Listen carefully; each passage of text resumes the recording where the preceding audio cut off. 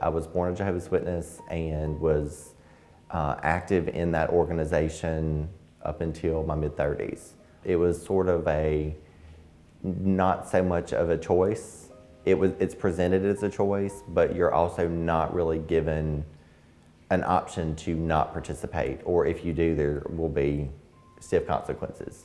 I told people that I worked with, no, I'm not gay.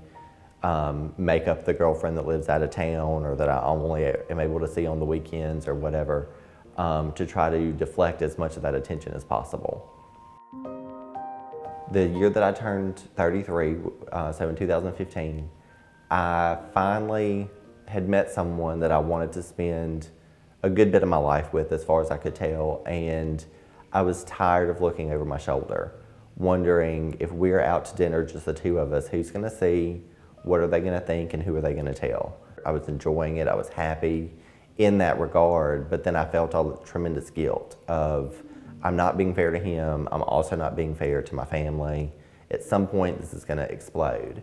And it got to a point where it almost did, and I sort of fessed up to it, specifically to my dad. I told him, I was like, well, I'm gay, I'm seeing someone. I have been on and off for over a year, and I've been working to hide it, and I really am having a hard time continuing to do so.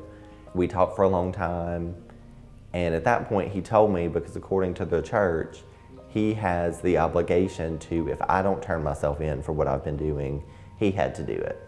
And so I told him I wasn't gonna make him do that, I would take care of it, and I wrote a letter to the church just telling them that my lifestyle no longer aligned with their principles and teachings, and it would be best if I separated myself from it. Jehovah's Witnesses, regardless of what the sin is, whether it is a straight person having an affair or having sex or anything outside of wedlock, or in this case being gay and openly, the consequences with the church are disfellowshipping. There's an announcement made where from that day forward, anyone in the congregation, family included, is to have no contact with me, even to the point of not speaking a greeting on the street. And since that happened, which was August of 2015, I have seen them twice. Once my mother waved to me from a distance, and I've met with my dad twice. My mother is very sick with cancer, and it's unfortunate, but I realize that the next time I see any of them will either be one of my parents' funerals or a near-death experience for my mother. I can say that I don't resent my parents. I'm not angry at them specifically. I understand why they're doing this. Fortunately, I have a lot of very good friends who have taken me in as family and understand what I'm lacking, and so they make sure to be there so that they can, to some extent, fill that void.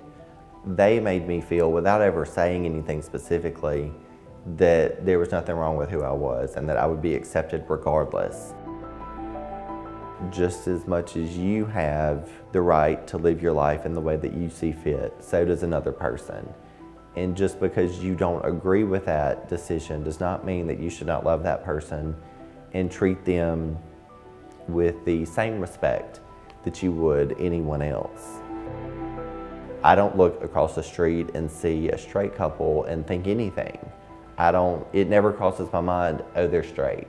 That's just my neighbors. And I think and hope that that trend will continue, where people don't look and think, oh, well, they're gay. They're just, oh, that's my neighbors. That's where Casey and Robert live, and that's who moved in, and we love them.